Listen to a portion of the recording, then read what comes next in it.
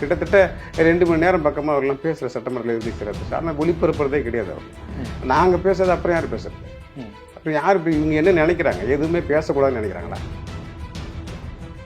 திமுக ஆட்சிக்கு வந்ததுக்கு பிறகு ஞானசேகரன் எந்த ஒரு கிரைமும் பண்ணல, அவர் மீது எந்த ஒரு வழக்கும் இல்லை.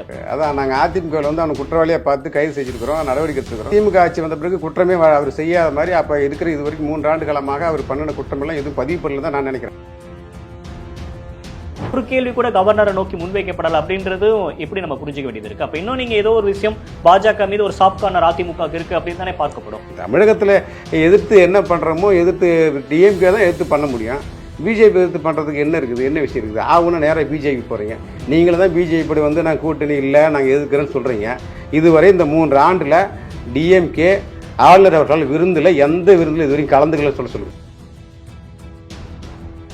இப்போ சொன்னார்ல ஸ்டேட்மெண்ட் கொடுத்தாரு, அப்போ சொல்லுங்களேன் இதே சொல்லுங்களேன். உடனே நேராக பிஜேபி போயிடுறது. பிஜேபி அதிமுக கூட்டணி இந்த ஒப்பரை இன்னும் எத்தனை ஆண்டு காலம் தான் இந்த திமுக வந்து இதை சொல்லிட்டு இருக்க போகிறாங்கன்னு தெரியல. ஆனால் மக்களுக்கு தெரியும் இந்த 3 ஆண்டு காலமாக தமிழகம் எந்த அளவில் வந்து உள்ளபடியே கஞ்சா கள்ளச்சாராயம்.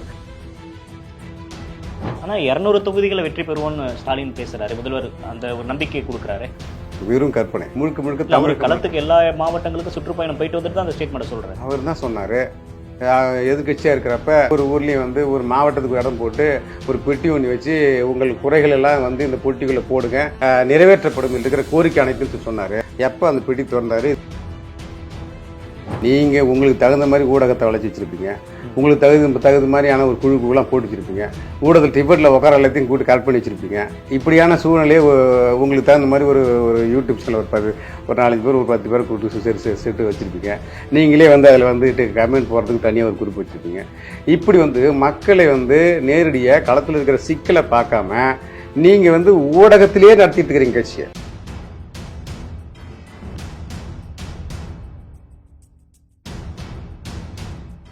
டிடிபேட் நேயர்களுக்கு வணக்கம். இன்றைய சிறப்பு நேர்காணலில் நம்மோடு இணைந்திருக்கிறார் அதிமுகவின் சட்டமன்ற உறுப்பினர் செந்தில்குமார் அவர்கள். சார் வணக்கம். சட்டமன்றம் தொடங்கி இன்று 3வது நாள். அதிமுக அண்ணா யூனிவர்சிட்டி கேஸை வந்து ரொம்ப ஹைலைட் பண்ணி கவன ஈர்ப்பு தீர்மானம்லாம் கொண்டு வந்தீங்க. இந்த நாள் எப்படி போச்சுன்னு பார்க்குறீங்க? நிறைவாக இருந்துச்சு அவங்க போராட்டம்? எதற்காக அரசாங்கத்தை கவனத்தை ஈர்க்கணும் அப்படின்னு நினைச்சிங்களோ அது நிறைவாக இருந்ததா பார்க்குறீங்களா? இல்லை சார், போராட்டம் என்றும் வெவ்வேறு வடிவத்தில் நாளுக்கு நாள் வந்து வெவ்வேறு வடிவமாக மாறிக்கிட்டு தான் போயிட்டுருக்கு. பட் அதை முடக்கிற வகையில் தான் சட்டமன்றம் இருக்குது. என்ன மாதிரியான வடிவத்தில் நாங்கள் உள்ளே போனாலும் கருப்பு சட்டை அணிந்து போவதுன்றது எங்களுடைய இருக்கிற இது ஒரு விதமான எதிர்ப்பை நாங்கள் காட்டுறோம். பட் அதுக்கு நாங்கள் உள்ளே போனதுலேருந்தே வந்து கேள்வி நேரங்களில் வழக்கமாக வந்து முழு நேரம் வந்து திமுக அரசாங்கம் முழு நேரம் வந்து நாங்கள் வந்து ஒளிபரப்பு பண்ணுறோம் தான் சொல்லியிருந்தாங்க.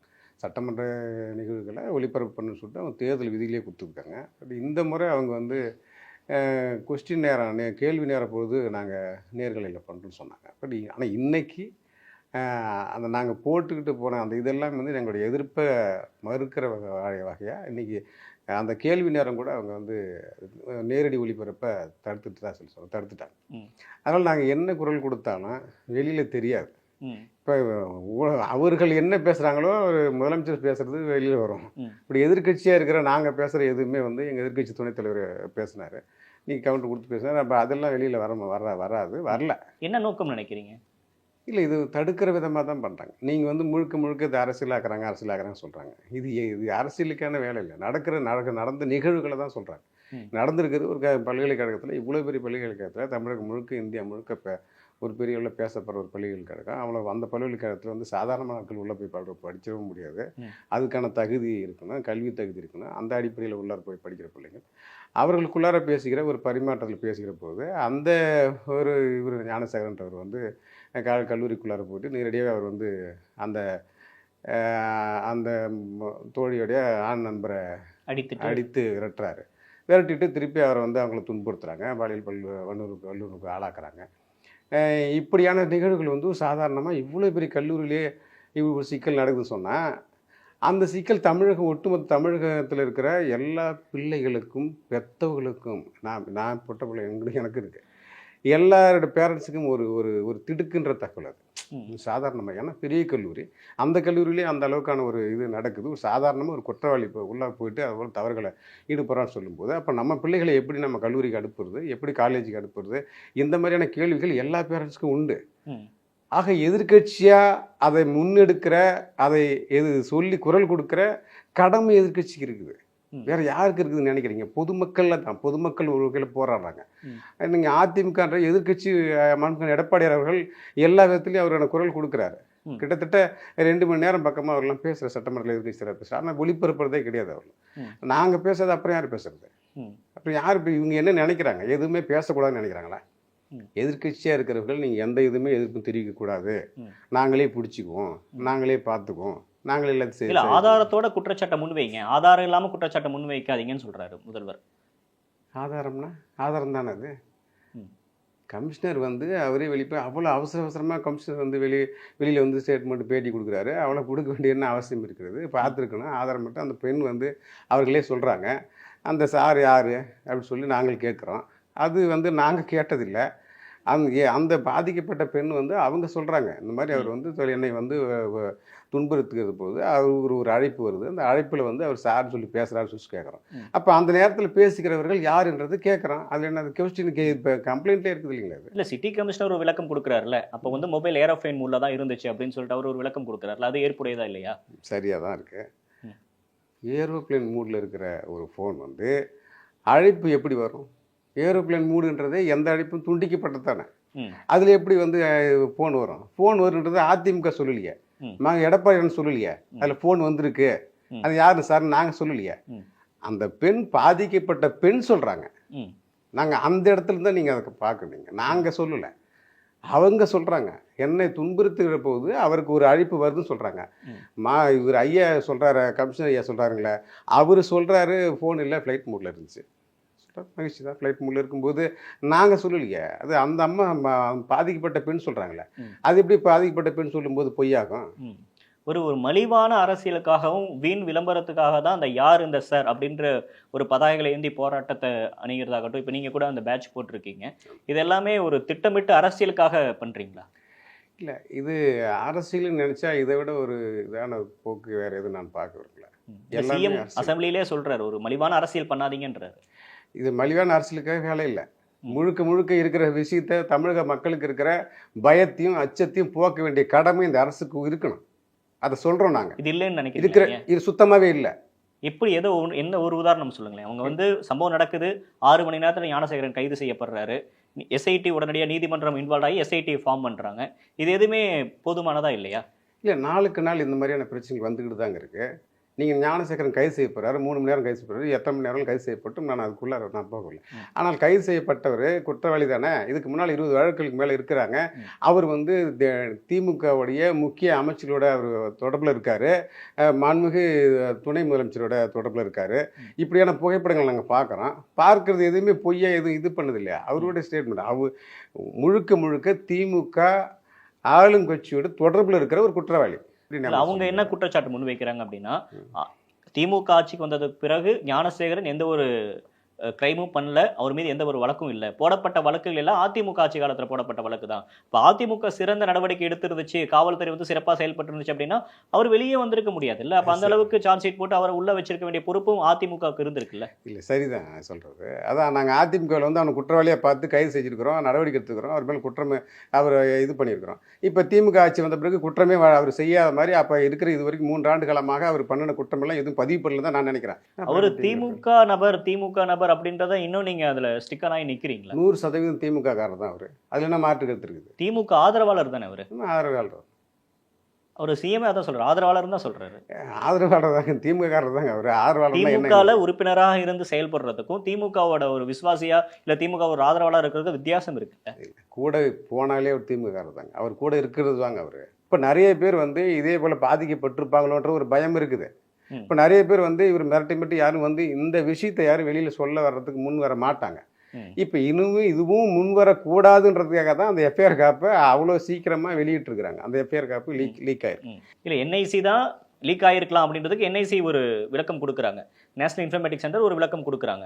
அந்த விளக்கம் வந்ததுக்கு அப்புறமும் நம்ம தமிழ்நாடு காவல்துறை திட்டமிட்டு இதை வந்து வெளியே விட்டுட்டாங்க அப்படின்னு நம்ம சொல்றது எப்படி சரியா இருக்கும்? இப்படி யார் வெளியிட்டாலும் குற்றம் தானே சார், யார் வெளியிட்டதாலும் குற்றம் இல்லை, தானே. நம்ம அப்போ பாஜக நோக்கி கேள்விகளை கேட்கணும், இல்லை திமுக மட்டுமே நம்ம ப்ளேம் பண்ணக்கூடாது. இல்லை சார், பாஜக இருக்கட்டும், எந்த கட்சியாக இருக்குது சார், பாஜக தான் சார் குற்றவாளி. அதில் என்ன இருக்குது?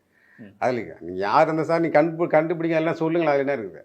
நீங்கள் யார் அந்த சார்னு கேட்குறேன், நம்ம எடப்பாடியார் கேட்குறாரு, யார் அந்த சார்னு சொல்லி கேட்குறாங்க, மக்கள் கேட்குறாங்க, பொதுமக்கள் கேட்குறாங்க, எல்லா கட்சியுமே போராடுறாங்க. தமிழகம் முழுக்க பெரிய கொந்தளிப்பாக இருக்குது. கொந்தளிப்பாக இருக்கிறதுக்கு விளக்கம் நீங்கள் கொடுக்கணும் இல்லை? அது சும்மான்னு எப்படி கடந்து போக முடியாதா?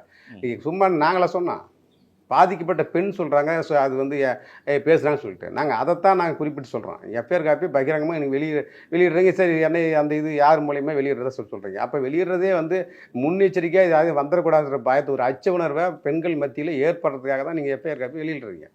அது எப்படி அதை வெளியிட முடியும்? பெண்கள் பாதுகாப்பாக இருக்கக்கூடிய ஆட்சி திமுக ஆட்சி. பெண்கள் நிறைய பேர் வந்து என்ன பாதிப்பு நடந்தாலும் வந்து கம்ப்ளைண்ட் கொடுக்குறாங்க அப்படின்ற அளவுக்கு ஆட்சி நடத்துகிறோம். ஆனால் கடந்த காலங்களில் என்ன நடந்துச்சு அப்படின்றத அதிமுக கவனிப்பாக பார்க்கணும். இந்த சாறு மாதிரி பொள்ளாச்சி இதில் என்னால் 1000 சாறுகளை வந்து என்னால் குற்றம் சாட்ட முடியும் அப்படின்னு முதல்வர் பேசுகிறாரு. பொள்ளாச்சி விஷயத்தை இது பண்ணி பேசுகிறாரு. ஆகும்னா இது வந்து நீங்கள் தான் அப்புறம் நல்ல ஆட்சி தான் கொடுக்குறீங்க. நீங்கள் அப்புறம் பொள்ளாச்சி சம்மந்தப்படுத்துறீங்க.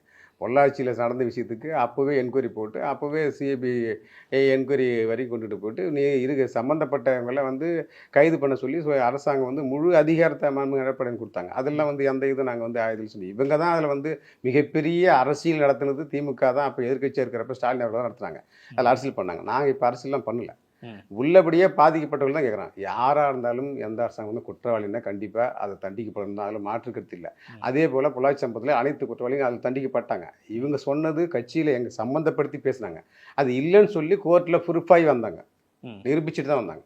அதில் போய் இவங்க கேட்ட கேள்வி இவங்க முழுக்க அதில் அரசியல் பண்ணது தேவையற்று அரசியல் எங்களை இழுத்தது தவறது. அதில் நாங்கள் இல்லைன்றது அதில் கோர்ட்டே தீர்ப்பு சொல்லி தான் அங்கே இதை வந்தோம். அதில் ஒன்று வெளிப்படைத்தன்மை இருக்குது. அதில் நீங்கள் வெளிப்படைத்தன்மை ஏன் அதை மறைக்கிறீங்கன்னு தான் நாங்கள் கேட்குறோம். நாங்கள் அரசியல்வாதி வந்து திமுக காரன் சொன்னால் இல்லவே இல்லை, அவர் யாருன்னு சார்னா இல்லை, அப்படி ஒரு சாரே இல்லை, அது ஃப்ளைட் மூடு, இப்படியான ஏன் விளக்கத்தை கொடுக்குறீங்க? நீங்கள் பகிரங்கமாக சொல்லுங்கள். ஆமாம், இவரோட தான் பேசியிருக்காரு சொல்லுங்கள். அப்படி ஒரு நபர் இருந்தால் தானே சொல்லுவாங்க. அப்படி ஒரு நபர் இல்லாதப்ப எப்படி சொல்லுவாங்க? யாருமே இல்லாத எப்படிங்க பேச முடியும்? போகல, ஒரு பாதிக்கப்படுறாங்க, ஒரு பெண் பாதிக்கப்படுறவங்க இடத்துல இருந்து தான் நீங்கள் பார்க்கணும். ஒரு எதிர்கட்சி சொல்கிறதா எதிர்கட்சியாக நினச்சி நீங்கள் நாங்கள் சொன்னன்றதுக்காக அந்த வார்த்தையும் அந்த விஷயத்தையும் நீங்கள் வலுவிழுக்கிற மாதிரியான சூழலை கொண்டுட்டு போக விடக்கூடாது.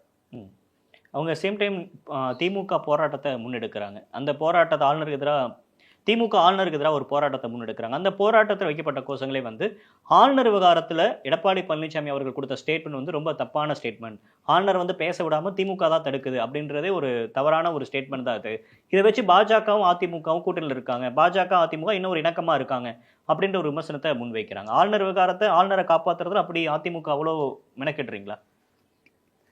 சட்டமன்றத்தில் நடக்கிற போது மாண்புமிகு எடப்பாடி அவர்கள் வெளியில் வந்து பேட்டி கொடுக்கும்போது சொன்னார், சபை மரபு பிரகாரம் தான் நடந்துச்சு, அதில் ஒன்றும் மாற்று கருத்து சொன்னார். அது வந்து ஆளுநருக்கு சாதகமான பதில் இல்லை அவர் சொன்னார். ஆளுநருக்கு பொதுவான இருக்கிற சபை முறைப்படி தான் நடந்துச்சு தான் சொன்னார். நீங்கள் அதில் போயிட்டு ஒப்பிட்டு கொடுக்கக்கூடாது. நாங்கள் வந்து இப்போ பிஜேபி காப்பாற்றணும் இந்த மாதிரி சொல்லி தான் அந்த பிஜேபி காப்பாற்றணும் சொல்லி தான் இந்த மாதிரியான கேள்விகளை வலுவிழுக்க செய்கிறது, திசை திருப்புறது. உடனே அவங்க கைது பண்ண நாங்களும் தான் ஆர்ப்பாட்டம் பண்ணு சொல்லிட்டு அவங்க பிஜேபி ஆர்ப்பாட்டம் பண்ணுங்க. ஆளுநராக இருந்தால் இருக்கட்டுமே, யார் அந்த சார்னா ஆளுநர்னா அவங்க எல்லாருமே தான் நாங்கள் நடவடிக்கை சொல்கிறோம். நாங்கள் என்ன அவங்க மேலே காப்பாற்ற வேண்டிய அவசியம் இருக்குது. யார் குற்றவாளியாக இருந்தாலும் யார் அது சம்மந்தப்பட்டிருந்தாலும் அவர்கள் நடவடிக்கை எடுக்கப்பட வேண்டியது தான் நாங்கள் கோரிக்கை வைக்கிறோம்.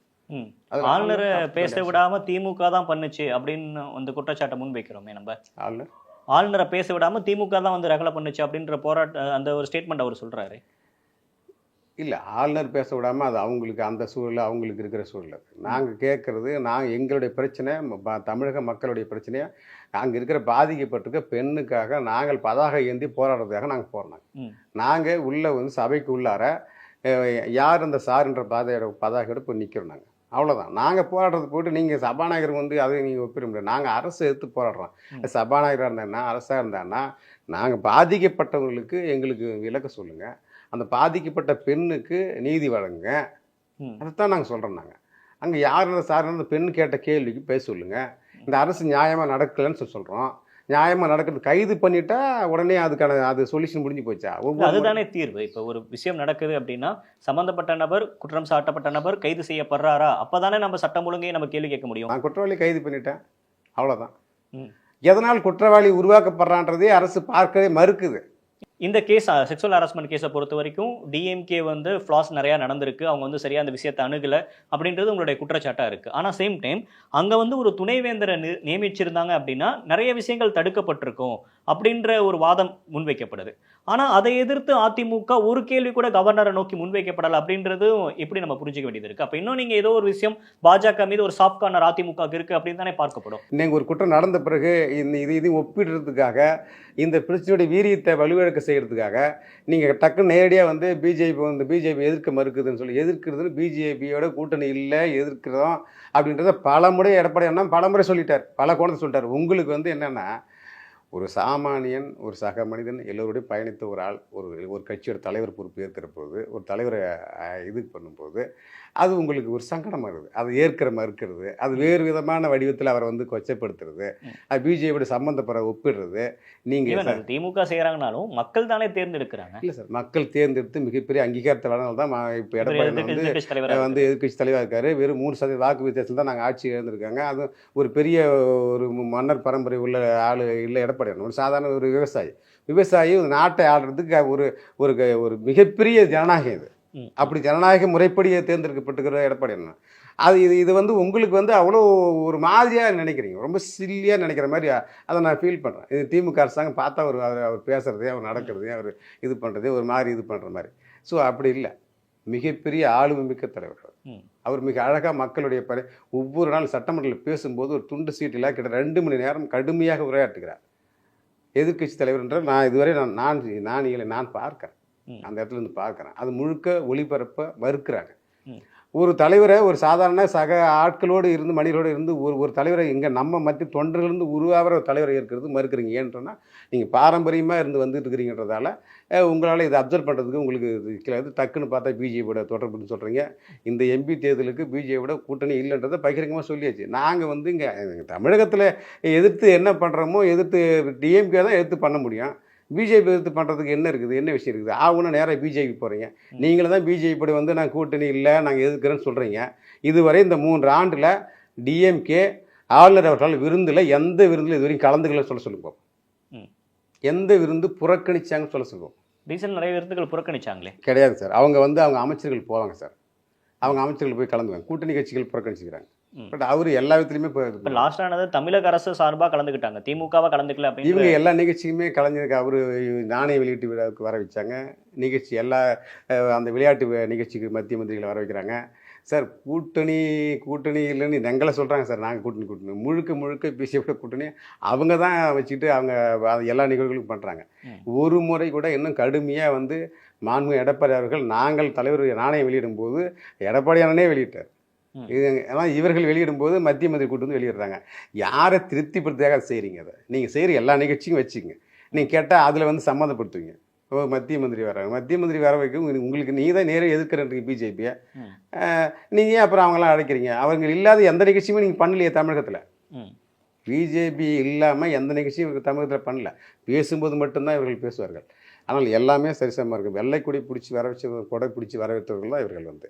நீங்கள் வந்து அவ்வளோ வந்து அவர் நுணுக்கமாக நீங்கள் வந்து டெக்னிக்கலாக அந்த மாதிரியான அரசியல்லாம் பண்ணுவீங்க.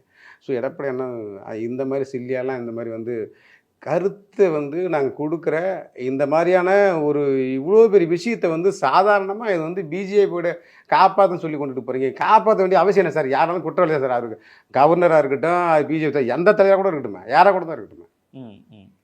குற்றம் தவறுனா கண்டிப்பாக அதுக்கு மேலே நடவடிக்கை எடுக்க முடியாது. இப்போ பாஜக அதிமுக 2 பேரும் ஏதோ ஒரு வகையில் கூட்டணியில் இருக்காங்க அப்படின்ற விஷயமே ஒவ்வொரு இஷ்யூ வரப்போ அந்த விஷயம் வந்து சேச்சுரேட் பண்ணுறதுக்காக தான் பயன்படுத்துகிறாங்களா? கண்டிப்பாக இந்த ஒவ்வொரு முறையுமே அந்த வீரியத்தை குறைக்கிறதுக்காகவும் எங்கள் மக்களுடைய பிரச்சனையை நாங்கள் கொண்டுட்டு போகும்போது அந்த பிரச்சனையுடைய வீரியத்தை குறைக்கிறதுக்காக பாஜக கூட்டணி சொல்லி ஒரு பொய்யான ஒரு இதை வந்து பரப்புகிறாங்க. அப்படியான எந்த இதில் 100% பாஜக எந்த ஒட்டும் இல்லை, உறவும் இல்லைன்றது பகிரங்கமாக இது சொல்லிட்டார், எடப்பாடி சொல்லிட்டார். அப்படி அந்த இதுவுமே இல்லை. நீங்கள் நாங்கள் சார் ஒரு ஆளுங்கட்சி இருக்குது, ஆளுங்கட்சி இருக்கும்போது பிஜேபியும் எதிர்க்கும், அதிமுக எதிர்க்கும், மற்ற கம்யூனிஸ்ட், இந்த கம்யூனிஸ்ட் தலைவர் கூட பேசுறாரு, பிரகடனப்படுத்த முடிய இது அவசர அவசர நிலை பிரகடனம் இருக்குதான்னு சொல்லி அறிவிக்கப்படாத அவசர நிலை அறிவிக்கப்படாத அவசர பிரகடனம் இருக்குதான்னு சொல்லி சொல்றாரு. அந்த மாதிரி இப்போ ஒரு ஆளுங்கட்சியை தான் எதிர்த்து எல்லாம் பேச முடியும். பேசுனா உடனே நாங்கள் அவங்களுக்கு ஒன்று பிஜேபி அதிமுக ஒன்று சொல்லுங்களேன், இது கம்யூனிஸ்ட்டும் அதிமுகவும். இப்போ அவர் சொன்னார்ல, ஸ்டேட்மெண்ட் கொடுத்தாரு, எமர்ஜென்சின்னு சொன்னார். அப்போ சொல்லுங்களேன் இதே சொல்லுங்களேன். உடனே நேராக பிஜேபி போயிடுறது. பிஜேபிங்க அதிமுக கூட்டணி இந்த ஒப்பரை இன்னும் எத்தனை ஆண்டு காலம் தான் இந்த திமுக வந்து இதை சொல்லிட்டு இருக்க போகிறாங்கன்னு தெரியல. ஆனால் மக்களுக்கு தெரியும், மக்கள் தெளிவாக இருக்கிறாங்க. இந்த 3 ஆண்டு காலமாக தமிழகம் எந்த அளவில் வந்து உள்ளபடியே கஞ்சா, கள்ளச்சாராயம், பாலியல் வன்கொடுமைகள், நாளுக்கு நாள் பள்ளியில் சாதி கலவரத்தில் பள்ளியில் சண்டை போட்டுக்கிறான் பையன், மாணவன் அடிச்சுக்கிறான், மாணவன் வெட்டி கொலை பண்ணுற அளவுக்கு தாக்குதல் நடக்குது. ஆனால் 200 தொகுதிகளை வெற்றி பெறுவோன்னு ஸ்டாலின் பேசுகிறாரு, முதல்வர் அந்த ஒரு நம்பிக்கை கொடுக்குறாரு. வெறும் கற்பனை. அப்படியான சூழல் களத்தில் இல்லை. முழுக்க தமிழ் களத்துக்கு எல்லா மாவட்டங்களுக்கும் சுற்றுப்பயணம் போயிட்டு வந்துட்டு தான் அந்த ஸ்டேட்மெண்ட்டை சொல்கிறாரு. அவர் தான் சொன்னார், எதிர்கட்சியாக இருக்கிறப்ப ஒவ்வொரு ஊர்லேயும் வந்து ஒரு மாவட்டத்துக்கு ஒரு இடம் போட்டு ஒரு பெட்டி ஒன்று வச்சு உங்கள் குறைகள் எல்லாம் வந்து இந்த பொட்டிக்குள்ளே போடுங்க, நான் சாயை வச்சுக்க பூட்டுறேன் பாரு, சாயை காட்டுறேன் பாருங்கள், இந்த பூட்டிட்டு கொண்டுட்டு போயிட்டு வைப்பேன், இதுக்கு ஒரு குழு போடுவேன், அப்புறம் 100 நாளில் திறந்து 100 நாளில் இந்த பொட்டிக்கு எல்லாத்துக்குமே எந்தெந்த இது கேட்டிருந்தீங்களோ அத்தனையுமே நாங்கள் விளக்கமாக நாங்கள் வந்து 100 நாளில் வந்து நாங்கள் இது தீர்ப்பளிப்போம்னு சொல்லி நிறைவேற்றப்படும் இருக்கிற கோரிக்கை அனைத்துன்னு சொன்னார். எப்போ அந்த பெட்டி திறந்தார், இது வரைக்கும் அந்த குழு என்ன ஆச்சு, இல்லை என்னென்ன தான் அதில் நடந்துச்சு, அதில் சொல்ல முடியுமா அவரால்? அப்போ 200 தொகுதியில் திமுக வெற்றி பெறும் அப்படின்னு சொல்கிறது அதீத நம்பிக்கை அல்லது கற்பனை அப்படின்றத உங்களோட வாதமா? வீணான கற்பனை, அவருடைய கற்பனை.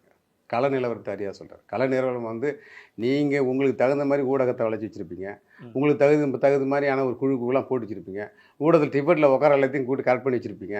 இப்படியான சூழ்நிலையே உங்களுக்கு தகுந்த மாதிரி ஒரு யூடியூப் சேனல் ஒரு 4-5 பேர் ஒரு 10 பேர் கூட்டு செட்டு வச்சுருப்பீங்க. நீங்களே வந்து அதில் வந்துட்டு கமெண்ட் போடுறதுக்கு தனியாக ஒரு குரூப் வச்சுருப்பீங்க. இப்படி வந்து மக்களை வந்து நேரடியாக களத்தில் இருக்கிற சிக்கலை பார்க்காம நீங்கள் வந்து ஊடகத்திலேயே நடத்திட்டு இருக்கிறீங்க கட்சியை.